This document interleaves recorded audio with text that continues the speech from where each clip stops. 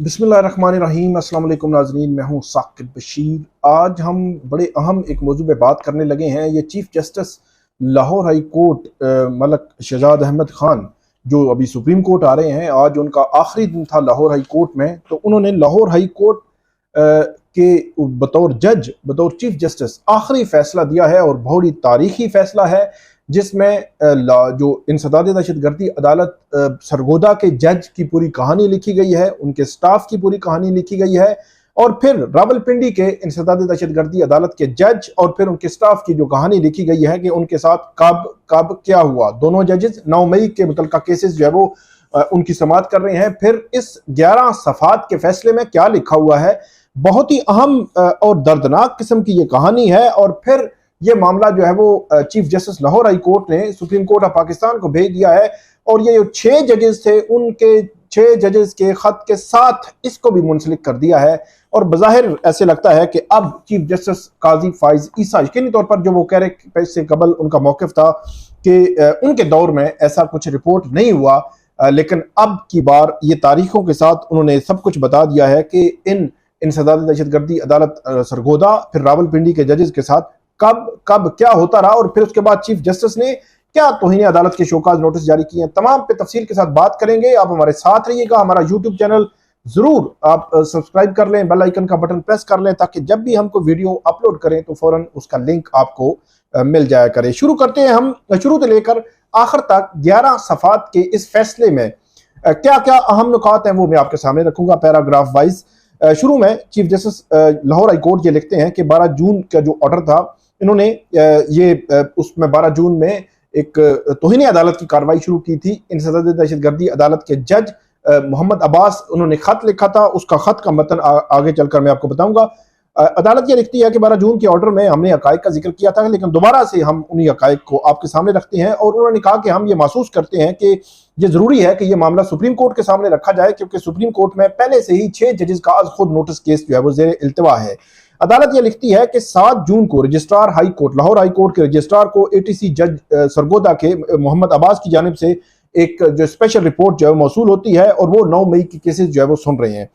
अदालत यह लिखती है कि 25 मई को एटीसी जज जो है वो कहते हैं कि 25 मई को मैंने बतौर एटीसी जज चार्ज लिया, तो खुफिया इदारे को काम की जानिब से मैसेज मिला कि वो उनको मिलना चाहते हैं, और वो चैम्बर में मिलना चाहते हैं, और उन्होंने मिलने से इनकार कर दिया। उसके बाद जज मोहम्मद अब्बास कहते हैं कि शिकायत जो है वो मुझे शिकायत आना शुरू हुई, फैमिली मेम्बरान की जानिब से मौसूल होना शुरू हुई कि उनको किस तरह तंग किया जा रहा है। और फिर उसके बाद उन्होंने देखते हैं कि उनकी जो सरकारी जो रिहाइशगाह थी बहावलपुर में, उसमें उसके गैस के मीटर को कुछ लोगों ने नुकसान पहुंचाया, और उनकी फैमिली जो है वो उनकी फैमिली को एक बड़ी रकम का एक बिल जो है वो भेज दिया गया। और अदालत ये लिखती है कि इसको नज़रअंदाज नहीं किया जा सकता। कि जज मोहम्मद अब्बास साहब जो है वो लाहौर हाई कोर्ट को बता रहे हैं कि इसको नज़रअंदाज नहीं किया जा सकता कि ये जो बिल था, ये फेक बिल जो है वो ये एक मिली भगत से जो है वो भेजा गया, जो मुझे जो है भेजा गया। उसके बाद जज लिखते हैं कि जो पर्सन जो उनके जो है वो फैमिली के हवाले से, उनके खानदान के से जो है वो उनकी पर्सनल इंफॉर्मेशन के हवाले से कुछ लोग जो है वो उन्होंने मालूमात करना शुरू की और पूछताछ करना शुरू की। वो लिखते हैं कि एक और वाकया जो डीपीओ सरगोदा की रिपोर्ट में जो है वो एफआईआर मौजूद है, वो कुछ यूं पेश आया कि 6 जून रात के तकरीबन 2:15 बजे जो एटीसी सरगोदा है उसके एंट्री गेट पर सिक्योरिटी गार्ड जो है वो बैठे हुए थे 3, तो उनकी मौजूदगी में जो वहां पे ट्रांसफार्मर था, वहां उस पे डीपीओ ऑफिस चौक की जानिब से 2 गाड़ियां आ रही थी। वो आहिस्ता से गाड़ियां आगे बढ़ रही थी, और उन्होंने उनकी जानिब से फायरिंग हुई, और वो जो ट्रांसफार्मर था वो डैमेज हुआ, बिजली चली गई, और जो उसके हवाले से जो सिक्योरिटी गार्ड था वहां पे उसकी मदयत में एफआईआर भी दर्ज हुई, और फोटोग्राफ भी इसके साथ मुंसलिक किए गए। फिर वो जज साहब लिखते हैं कि 10 जून को एक रिपोर्ट आती है, लाहौर हाई कोर्ट को मौसूल होती है कि 19 जमानत की दरखास्तें थी जो 9 मई के केसेस से मुतल्लिका थी, वो ज़ेर इल्तिवा थी 10 जून को। और इस पर ये अदालत ये लिखती है कि प्रोसिक्यूशन की जानिब से जो इंसदादी दहशतगर्दी अदालत सरगोदा के जज हैं मोहम्मद अब्बास, उन पर यह इतराज़ किया गया था, और उनको ये केस जो है वो ना सुने कि लाहौर हाई कोर्ट में एक मामला जो है वो ज़ेर इल्तिवा है। तो उन्होंने ये कहा कि जब लाहौर हाई कोर्ट ने इस पर स्टे नहीं दिया तो वो दरखास्त सुनेंगे, और उन्होंने प्रोसिक्यूशन की दरखास्त जो है वो खारिज कर दी। इसके बाद अदालत ये लिखती है कि आज तक, मतलब जब ये ऑर्डर जारी हुआ है chief justice Lahore high court की जानिब से, तो ऐसी कोई दरखास्त भी ट्रांसफर की लाहौर हाई कोर्ट में ज़ेर इल्तवा नहीं है, तो अदालत ये लिखती है कि इससे यह साबित हुआ कि प्रोसिक्यूशन ने इस मामले में गलती की है, गलत बयानी जो है वो की है अदालत के सामने। उसके बाद अदालत ये लिखती है कि इंचार्ज और जो स्टाफ थे एटीसी की तरफ जाने वाली तमाम जो सड़कें थी 10 जून को वो बंद कर दी गई। जो स्टाफ था, इंचार्ज था, जो साइलिन थे, जो वकला थे, जो गवाह थे, किसी को वहां आने की इजाजत नहीं थी, बल्कि अंडर ट्रायल प्रिजनर जो जेलों से लाए जाते हैं वो भी जो है वो नहीं लाए गए। और उसमें यह बताया गया कि थ्रेट है कोई, तो अदालत ने डीएसपी हेडक्वार्टर और एसएचओ मुतलका जो सरगोदा के थे उनको तलब किया और सीटीडी की तरफ से उन्होंने एक थ्रेट लेटर पेश कर दिया। और अदालत ने वहां ये पूछा, और ये बड़ा आम सवाल है नाजरीन, आप ही समझिएगा कि किसी किस्म की सिचुएशन में आप उसकी प्रोसीडिंग्स कार्रवाई खत्म नहीं कर सकते, रोक नहीं सकते, रिस्ट्रेन नहीं कर सकते। आप उसमें ये कह सकते हैं सिक्योरिटी मेजर्स ले सकते हैं, सख्त सिक्योरिटी कर सकते हैं। आप ये नहीं कर सकते कि ना वकील अंदर जाएगा, ना गवाह जाएगा, ना मुलजम जाएगा, ना कैदी जाएगा, ना कोई स्टाफ जाएगा, कोई भी नहीं जाएगा कोर्ट में। कोर्ट की प्रोसीडिंग्स को खत्म नहीं कर सकते। तो ये सवाल अदालत ने उठाया, उन पे डीएसपी से पूछा। वो लिखते हैं कि डीएसपी से मैंने पूछा कि किस अथॉरिटी के तहत आपने रिस्ट्रेन किया इन तमाम लोगों को अदालत आने से, तो उनके पास कोई जवाब नहीं था। यहां पे chief justice Lahore high court लिखते हैं कि जज मोहम्मद अब्बास जो है वो बहुत अच्छी शोहरत के हमल है और एक ईमानदार जज हैं, और ये उन्हीं जजेस में शामिल हैं जिन जजेस के नाम जो है वो एटीसी बतौर एटीसी जज के तौर पर भेजे गए थे। 17 मई को जो है वो पंजाब हुकूमत की जानिब से हुकाम को बुलाया गया था, जिसमें एक कंसल्टेशन, मीनिंगफुल कंसल्टेशन प्रोसेस के लिए एक कमेटी बनाई थी पंजाब हुकूमत ने, जिसके बाद पंजाब हुकूमत ने जब बुलाया गया उनको, तो उन्होंने एग्री किया और नोटिफाई कर दिया ये तमाम जजेस को। इन तमाम जजेस ने काम शुरू कर दिया। लेकिन यहाँ इसके बाद chief justice Lahore high court अपने फैसले में बड़ा अहम मामला लिखते हैं। वो लिखते हैं कि जब से इन जजेस ने, एक जज नहीं, इन जो है वो इंसदाद दहशतगर्दी अदालतों के जजेस ने जब से चार्ज संभाला है, उनको जो है वो बहुत सारी मुश्किलात का सामना है, और वो स्टेट डिपार्टमेंट और खुफिया इदारों के हाथों बहुत सारी मुश्किलात का उनको सामना है। ये बहुत खौफनाक बात जो है वो chief justice Lahore high court ने लिखी है। और फिर वो आगे बढ़ते हैं इंसदाद दहशतगर्दी अदालत सरगोदा से एटीसी अदालत रावलपिंडी। वो लिखते हैं कि इसी तरह का मामला, मतलब जिस तरह का सरगोदा के एटीसी के जज के साथ हुआ, इसी तरह का मामला जो रावलपिंडी के जज हैं उनके खिलाफ भी हुआ, और उनके खिलाफ जो है वो बेबुनियाद जो है वो 12 उनसे केसेस ट्रांसफर करने की दरखास्तें जो है वो दायर कर दी गई, जो है वो बाद में मुस्तरद भी हो गई। और उन्होंने ये भी कहा, अदालत क्या लिखती है कि बेबुनियाद चार्जेस पर पुराने तरीके जो ओल्ड टैक्टिक्स हैं उनके मुताबिक इन्होंने जज के खिलाफ रेफरेंस फाइल किया। और उसमें अदालत ने फिर ये मामला जो है वो लिखा है कि जो 6 जजेस का खत था, उस 6 जजेस के खत के तनाजुर में लाहौर हाई कोर्ट की एक फुल कोर्ट मीटिंग हुई थी 22 अप्रैल को। उसमें यह मामला सामने आया था जनरली के जो स्पेशल कोर्ट्स है, मतलब नैब है, नैब कोर्ट है, इसके अलावा एटीसी है, इसके अलावा जो है वो एंटी करप्शन कोर्ट है, तो इन जजेस को प्रोटेक्शन दी जाए। और ये एक सजेशन आई थी कि इनकी जो ट्रांसफर पोस्टिंग है ये जो है वो हाई कोर्ट के पास ये इख्तियार होना चाहिए, हुकूमत के पास ये इख्तियार नहीं होना चाहिए, कोई ऐसी कानून साजी होनी चाहिए। उसके बाद अदालत क्या लिखती है, chief justice Lahore high court ये लिखते हैं कि जज मोहम्मद अब्बास ने संगीन नोयत के इल्जामात आयद किए हैं, जिसमें धमकी, थ्रेट्स हैं उनकी फैमिली को और उनके जुडिशियल वर्क को रोकने के हवाले से ये थ्रेट्स जो है वो मौजूद हैं। और अदालत ने यह भी लिखा कि जब ये केस जो है वो 12 जून को हमने शुरू किया, तो 13 जून को आरपीओ, आईजी, डीपीओ सरगोदा जो है वो अदालत के सामने हाजिर हुए। आईजी पंजाब ने यह तस्लीम किया कि ट्रांसफर के हवाले से 6 जून को जो फायरिंग हुई थी, लेकिन उन्होंने कहा कि क्योंकि 7 दिन गुजर गए हैं, मतलब 13 जून को यह समाअत हो रही थी, तो उस हवाले से किसी मुल्जम को वो गिरफ्तार नहीं कर सके। तो chief justice Lahore high court ने आईजी पंजाब की इस रिपोर्ट को गैर तसल्ली बख्श करार दिया। उसके बाद अदालत ने लिखा कि रिपोर्ट में जिक्र नहीं है कि जो सेक्टर कमांडर थे खुफिया इदारे ISI से किसी पुलिस अफसर ने उनसे राब्ता नहीं किया। उन इल्जामात के हवाले से, इन्वेस्टिगेशन और तहकीकात के हवाले से जिनका जिक्र जुडिशियल अफसर मतलब जो जज मोहम्मद अब्बास ने अपनी रिपोर्ट में जिक्र किया था, उसके हवाले से पुलिस ने कोई ऐसी तहकीकात नहीं बनाई। और अदालत ने यह भी लिखा है अपने फैसले में कि आईजी पंजाब ने कहा कि हम वजारत दिफा और वजारत दाखिला को, मतलब जो अदालत है वो उनको हदायत दे कि वो इंक्वायरी के हवाले से हमारे साथ मुआवनत करें। और अदालत ने यह कहा कि इस हवाले से जो है वो उसमें आगे चलकर मैं आपको बताता हूं कि अदालत ने ऑर्डर भी किया है सेक्रेटरी दिफा और सेक्रेटरी दाखिला को। उसके बाद जो आरपीओ और डीपीओ 10 जून को कोर्ट जो कार्रवाई थी उसमें जो हर्डल क्रिएट की गई, थ्रेट की वजह से दखल अंदाजी हुई, उस पर कोई जो वो तसल्ली बख्श जवाब नहीं दे सके। और अदालत ने जब पूछा कि किस अथॉरिटी और किस लॉ के तहत आपने जो लॉयर्स थे, जो साइलिन थे, जो मुल्जमान थे, उन तमाम को जो वहां पे गवाहों को आपने क्यों जो वो अंदर जाने से रोका। आप सिक्योरिटी मेजर्स ले सकते हैं लेकिन रोक नहीं सकते, जुडिशियल प्रोसीडिंग्स को आप नहीं रोक सकते। तो उनके पास कोई जवाब नहीं था।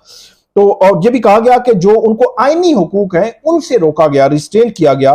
उसके बाद अदालत ये लिखती है कि 10 जून को जब जज ने जो केस अर्जन करने से इनकार किया तो थ्रेट अलर्ट की सूरत में इस जो कार्रवाई थी उसको रोकने की कोशिश की गई और ये सिक्योरिटी इदारों की जिम्मेदारी थी कि वो प्रोटेक्शन करते इस सारे मामले में।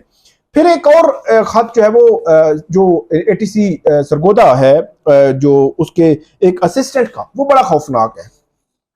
वो ये लिखते हैं कि जो मुनीब अहमद हैं, असिस्टेंट हैं एटीसी सरगोदा के, वो ये लिखते हैं कि 11 जून रात 11:15 बजे 6 से 7 लोग सिविल कपड़ों में उनके घर भलवाल में आते हैं और वो कहते हैं कि जो तफसीली फैसला है उसमें उर्दू में लिखा हुआ है जो ऑर्डर में कि आप ये करें कि तफसीली फैसला जारी ही नहीं हुआ और अदालती रिकॉर्ड पर भी नहीं है, तो ये आप जो है वो उसमें कर दें। और उन्होंने कहा कि मैंने जो रिपोर्ट किया है तो इस वजह से मेरी फैमिली को, मुझे बहुत खौफ है, खास तौर पर जो मेरे बच्चे हैं उनको जो है वो इस हवाले से बहुत खौफ है। अब chief justice Lahore high court लिखते हैं कि बादियों नजर में रियासती इदारों ने जो इसमें सीरियस थ्रेट्स और हरासा करने का कोर्ट्स को और उनकी कार्रवाई को जारी करने के हवाले से ये मामला है जिसमें दखल अंदाजी भी है जो किया गया है। ये बादियों नजर में उसको एक सीरियस थ्रेट, सीरियस जो है वो नोयत के इल्जामात और चीजें जो है करार दिया है। और दूसरा, स्टेट डिपार्टमेंट शहरियों को आईनी हुकूक से देने होते हैं, प्रोटेक्शन देनी होती है और आईनी हुकूक से वो कैसे जो है वो रोक सकते हैं। अदालतों को तहफ़्फ़ुज़ देना होता है, शहरियों को तहफ़्फ़ुज़ देना होता है। और इस तरह का रवैया एटीसी पिंडी के जज के साथ भी रखा गया, जेल अथॉरिटीज और पुलिस काम की जानिब से। और इसमें जो बताया गया कि जो खुफिया जो इदारे हैं उनके बिहाफ पे ये उन्होंने एलेज किया, इल्ज़ाम लगाया है। और ये अदालत ने लिखा है कि जो 9 मई के केसेस पिंडी की एटीसी के जज के सामने थे उनके खिलाफ भी मुख्तलिफ जो दरखास्तें दायर हुई थी जो बेबुनियाद किस्म की कि उनसे केसेस ट्रांसफर किए जाएं। और उनमें मेड इन ग्राउंड वो रेफरेंस था जिसमें बादनीति और बायसनेस उन्होंने साबित करनी थी। तो जब अदालत ने पिंडी के जो एटीसी के जज हैं उनसे रिपोर्ट मांगी तो उन्होंने रिपोर्ट दी। उन्होंने मुख्तलिफ वाकयात का जिक्र किया जिसमें उन्होंने लिखा कि खुफिया इदारे और जेल अथॉरिटीज कोर्ट की कार्रवाई को हैम्पर कर रहे हैं 9 मई के केसेस के हवाले से, और मुल्जमान पेश नहीं किए गए और उन्होंने बैरक्स में जाकर हाजिरी लगाई। ये बड़ी खौफनाक बात है। और जेल में, और जो मुल्जम जमानत पर थे उनको जेल में दाखिले की इजाजत नहीं दी गई। ये भी 9 मई के केसेस हैं। इसके अलावा अदालत ये लिखती है कि उनकी हाजिरी जेल की बिल्डिंग के बाहर सड़क पर उन्होंने आकर लगाई और वकला को जेल जाने से इजाजत नहीं दी गई, जेल में जाने की इजाजत नहीं दी गई। जो वकला उन मुल्जमान के वकील थे और स्टाफ के साथ भी एक बुरा जो है वो सलूक किया गया। और जेल अथॉरिटीज ने खुफिया इदारों के कहने पर पूरी कोशिश की अदालती प्रोसीडिंग्स को हैम्पर करने की। फिर अदालत यह लिखती है कि डीपीओ, डीएसपी, सीटीडी जो सीटीडी हैं और मुतलका एसएचओ हैं, बादियों नजर में उन्होंने जो है बदनीति की बुनियाद पर और उन्होंने जो कंटेम्प्ट ऑफ कोर्ट जो है वो उसके मुर्तकिब बादियों नजर में ठहरे हैं, तो इसलिए उनको शोकाज नोटिस जारी किए जाते हैं। इसके अलावा अदालत ये लिखती है कि जो सेक्टर कमांडर हैं ISI सरगोदा के और वजारत दिफा ने कोई रिपोर्ट नहीं दी। अदालत ने कहा है कि आइंदा समाअत से कबल आप तमाम रिपोर्ट्स जो है वो जमा करवाएं और उनके खिलाफ तौहीन अदालत की कार्रवाई आगे बढ़नी है या नहीं बढ़नी, उन रिपोर्ट्स को देखकर अदालत जो है वो फैसला करेगी। और इसके बाद ये अदालत ने कहा है कि सेक्रेटरी दाखिला और सेक्रेटरी दिफा इस हवाले से मुआवनत करें। जो जियो फेंसिंग करनी है पुलिस ने जो सरगोदे के वाक़े के हवाले से, और पुलिस को कहा गया है कि आप अलग से एक दरखास्त भी सेक्रेटरी दिफा और सेक्रेटरी दाखिला को दें और उनको ये कहा गया है कि वो कानून के मुताबिक उस दरखास्त पर फैसला करें। फिर अब ये केस जो है वो जस्टिस शाहिद करीम उनको रेफर कर दिया गया है। 27 जून को जस्टिस शाहिद करीम इस अहम केस की समाअत करेंगे। लेकिन इस केस के आखिर में सबसे अहम बात जो है वो लिखी गई है वो ये है कि अदालत ने जो तमाम कॉपीज थी, मतलब जो स्पेशल रिपोर्ट थी जो एटीसी जज सरगोदा के मोहम्मद अब्बास की, वो रिपोर्ट फिर रावलपिंडी के जो जज हैं एटीसी के, उनकी जो रिपोर्ट है इंक्वायरी के हवाले से एडमिनिस्ट्रेटिव साइड पे, उनकी वो रिपोर्ट, इसके अलावा जो मुनीब अहमद हैं, जो असिस्टेंट हैं एटीसी सरगोदा के, उनकी जानिब से जो report registrar Lahore high court को भेजी गई थी और जो एनेक्सर्स थे तमाम को सुप्रीम कोर्ट के रजिस्ट्रार को भेजने की हिदायत की गई है। और उनको यह कहा गया है कि सुप्रीम कोर्ट के जो रजिस्ट्रार हैं वो बेंच जो होगा, जो 6 जजेस के अज खुद नोटिस केस को सुन रहा है, उस बेंच के सामने उनको रखेंगे। तो गोया ये मामला जो है वो एक तरफ तो 27 जून को लाहौर हाई कोर्ट में भी चलेगा आगे, और लाहौर हाई कोर्ट क्या मजीद लोगों को शोकास कर सकती है या नहीं कर सकती, 27 जून के बाद पता चलेगा। और दूसरा जो मामला है वो सुप्रीम कोर्ट में 6 जजेस के साथ भी इसको भेज दिया गया है, लेकिन अब देखना यह है कि लाहौर हाई कोर्ट में ये कैसे आगे चलता है और सुप्रीम कोर्ट इसको कैसे आगे लेकर चलती है। तो ये आज की बड़ी अहम डेवलपमेंट थी, जो chief justice Lahore high court Malik Shahzad Ahmad Khan, जिन्होंने बतौर chief justice Lahore high court आखिरी फैसला दिया है और अब वो सुप्रीम कोर्ट के जज बन चुके हैं। आइंदा 1 से 2-4 रोज में वो हलफ जो है वो उठाएंगे, उनका नोटिफिकेशन होगा, उसके बाद वो हलफ उठाएंगे और उसके बाद सुप्रीम कोर्ट में अपना बतौर जज जो है वो करियर का आगाज करेंगे। तो ये एक बड़ा अहम मामला है और आइंदा भी हमें कुछ मजीद भी अपडेट्स आएंगी, आपको अपडेट करते रहेंगे। आप हमारे साथ रहिएगा, हमें फीडबैक दीजिएगा। अल्लाह हाफिज।